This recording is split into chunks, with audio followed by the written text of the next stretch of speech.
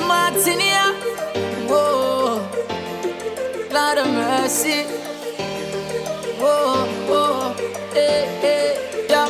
It's not the first, not the last. So much pretty girl I pass, and holding out is such a task. That's why me I say this from me heart. Oh Lord, don't let me cheat on my girlfriend, 'cause as far as I can see, she loves only me. Oh Lord, don't let me cheat on my girlfriend. But Lord, if you can't stop me from cheating, just don't let me get caught. No, no, no. Don't let me get caught. No, don't let me get caught. No, no. Hope I don't get caught. Greetings and welcome to Jesse I Interviews, recorded and produced here in Naarm, the city of Melbourne, Australia, lands of the Wurundjeri Woiwurrung people of the Kulin Nation.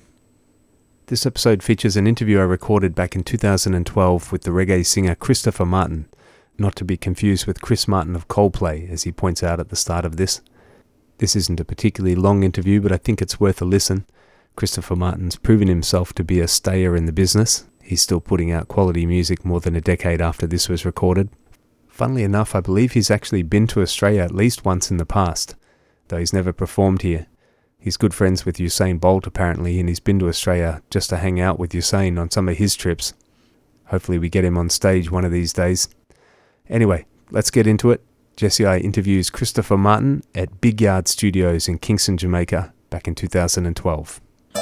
Smartin', I'm telling you, but that's loving yourself. I mean, value yourself, think highly of yourself. You know, you're very important. Hashtag, I'm a big deal. VIP, you're my friend and my VIP. VIP. Ask anybody, boy. Featured you heaps on those. Nice. Things like Chill Spot, you know. Yeah. Yeah. Okay. There's the light is I'm getting away from the light. Okay. It's hot. No, it's just Okay, it's right in your face, right? yeah, that's right. I'll just turn off my phone real quick. You must be used to that though. Well, I don't sit there. I'm always either here or then my back is turned, facing the booth. Okay, so if you're good. Yeah, man. Alright, right now I'm at Big Yard Studios in Kingston, Jamaica with the singer Christopher Martin. Thank you for joining me here on Babylon Burning. Yeah, man, it's a pleasure to be here. Thanks for having me.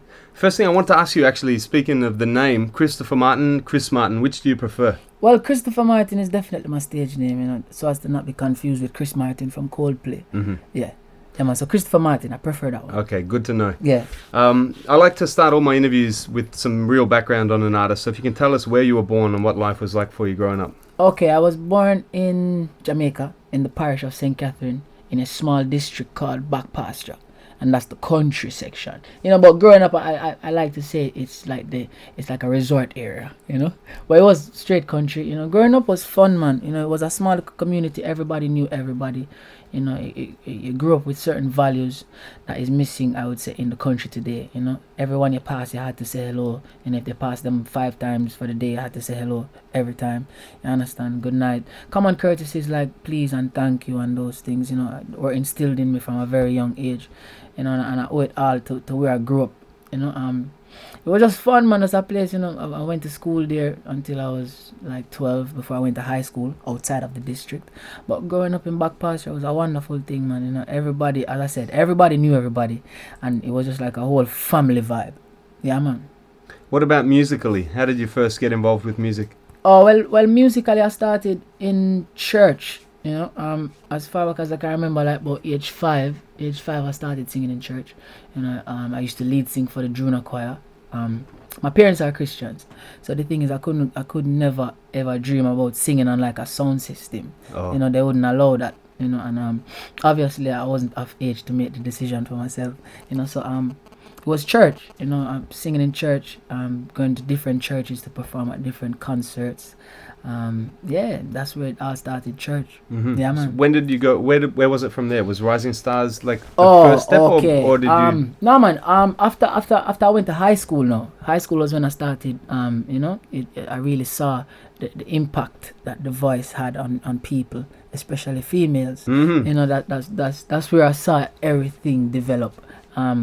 right out of high school. In 2005, I was in high school, but that was the year I entered Rising Stars. Okay. And that year, the July of that year, I would be leaving high school, and they started broadcasting it about end of June, early July.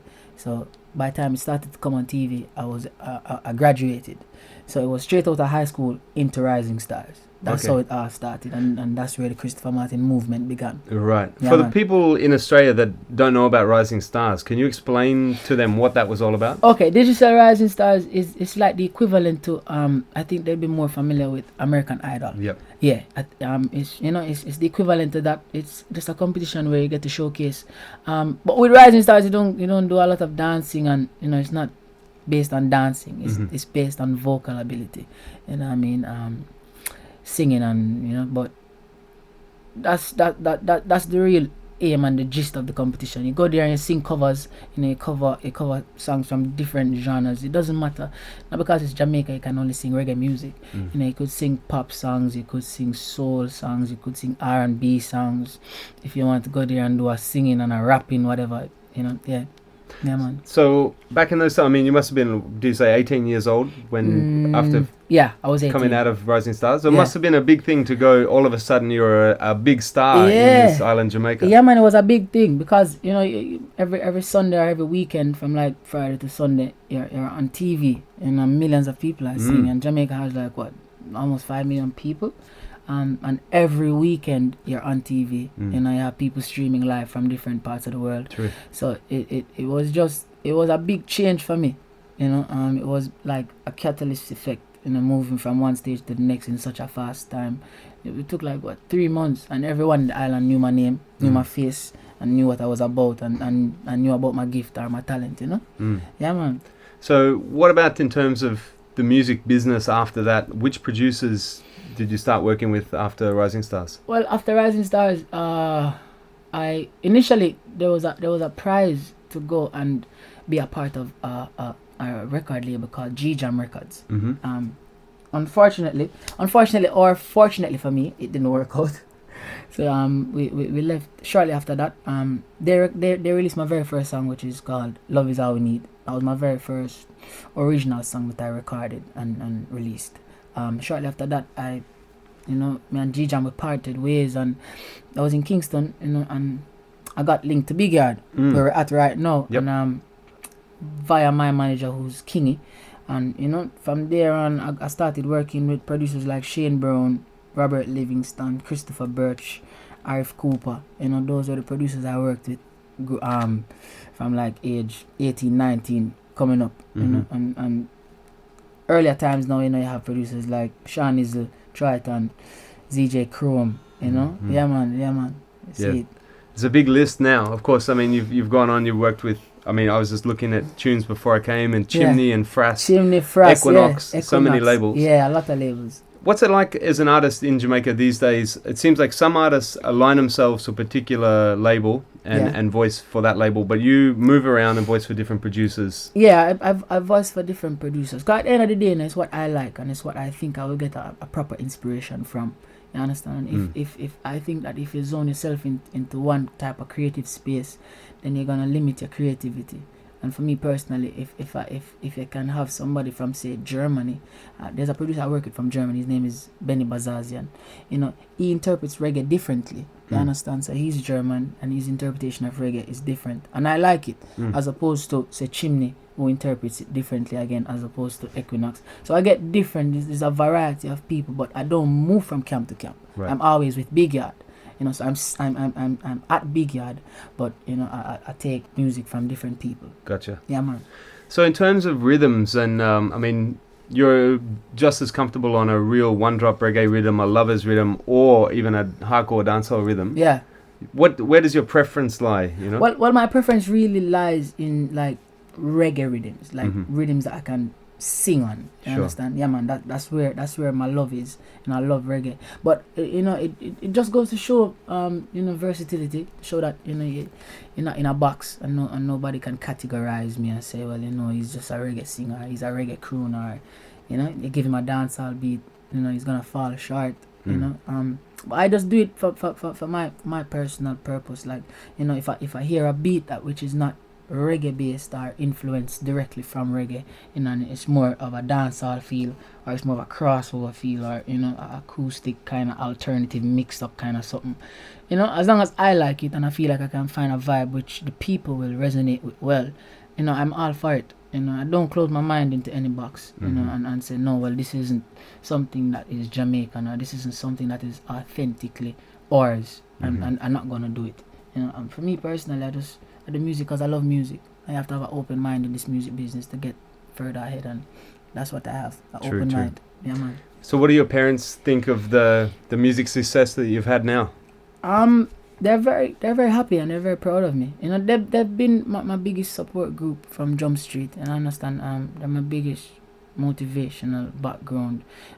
They've supported me in everything I've done from a tender age growing up. You know, when I wanted to sing in like a cappella group, and there were times when I didn't have the money to go and meet my group, you know, they were always there, even when they didn't have it. You know, they sacrificed because they saw that it was something that I loved. You know, so they saw that I nurtured my talent from an early age. So it's fun. So from that time till this time, you know, they're just seeing like the fruits of the labor. You understand? And they're very happy for me and they're very proud. And as I said, they supported me from I was small in the thing till now. You know, I won't say I'm big in it, but I'm good. Well, you've achieved a lot in a short space of time. What do you have in store for us, and what do you hope to achieve in the future? Well, as they say, you know, the past is history, and the future is a mystery. And right now, the present, that's why they call it. You know, it's a gift. That's why they call it the present. For me personally, for future, I just want to continue to keep my music on a certain standard. You know, so even 50 years to come, or even, let's not say 50, even say 20 years to come, you know, hopefully I'm alive, and I'll see younger persons in the music business saying that, well, you know, we grew up on Christopher Martin's music and really appreciate his work, and how, you know, I don't want to stray from it, and personally, I'm not one that runs with the tide. You know, I have a lane, and I know how I do my music, and I know what works for me, and I know I have a particular following. So the thing is, I would not try to disregard the people who've been there for me and who've built Christopher Martin just to move with a crowd that is probably faster paced, or I think I can make more money in the short term. You understand? I stay true to myself, and at the end of the day, I make music for myself and my family, and commercial music that anybody in the household can listen to. So I will keep my music on a standard. So for future preferences, you'll definitely not hear me do anything that you haven't heard me in when I was younger. You understand? I'm going to stay true to myself, stay true to the music that people have grown to love me for. And hopefully in like 5 years, you know, every creek, every crevice, every corner, every lane, every island, every country, every continent will know the name Christopher Martin and know what it's synonymous for. You understand? Just like how when you hear Usain Bolt, you know it's track and field. And when you hear Bob Marley, you know it's reggae. You understand? You hear Michael Jackson, it's pop. When you hear Christopher Martin, you know it's the new style and the new vibe of reggae music. That young youth from Jamaica. Yeah, man. All right, respect. Enough love, man. To wrap things up, any message you'd like to pass on to the people back in Australia? Yeah, man, definitely. I would definitely love to say for all those people who know about Christopher Martin and have been supporting and showing love for me and my music, I want to say much love goes out to you all. You know what I mean? Without you, none of this would be possible, you know. Much love goes out. And to all those people who are just hearing about me via this interview, I want to say, go out, you understand? Find some music, listen to some music, see if you like the talent, see if you like the artist, and become a fan. You understand? Follow me on Twitter, find me on Facebook. You understand? Let's get connected. You know? Yeah, man. It's a smaller world with technology. Let's get to know each other. We're smarting.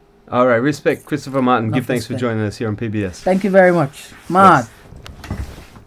Some days of the week will be bad days. Nothing at all now got my way. We feel like give up. Throw in the towel and give up. When work just has stress me, I'm a girl now caress me. You me have a few spots, so when me rally back, and all of my problem them left me. Someone big up the corner shop, big up my lane, big up my block. Big up anywhere you can chill, all a vibe and build, release your stress and relax, yeah. I'm say big up the barber shop, big up the ball field where the ball is at, yo. Just before me go home, I do some stuff, release my mind and relax. I'm a chill spot. Christopher Martin speaking to me there at Big Guard Studios in Kingston, Jamaica back in 2012. That's it for another episode. Thanks as always to the Patreon supporters, the Don Armageddon Time, the Real General Empress Irie, me Idrin Tom Taniki, and me Idrin Nomad. Thanks for listening. Eyes as every time. Martin. You know, so we talk about friendship, we talk about realness, cause real recognize real. So big up all the friends, them on the ends, them a bail. Cause the chill spot could never be a kill spot. Hear me now, this I want you have for the friend, them who know, so them not sell out, them one and need. And for all of the one, them who know, so them not beg no friend for the trade. I don't want you for my friend, them, for my friend, them. The ones who are true and not sell out. That one you for my friend, them, for my friend, them. When not about for the money alone. This I want you for my friend, them, me defend them. From country straight back to town. This I want you for my friend, them, not pretend them.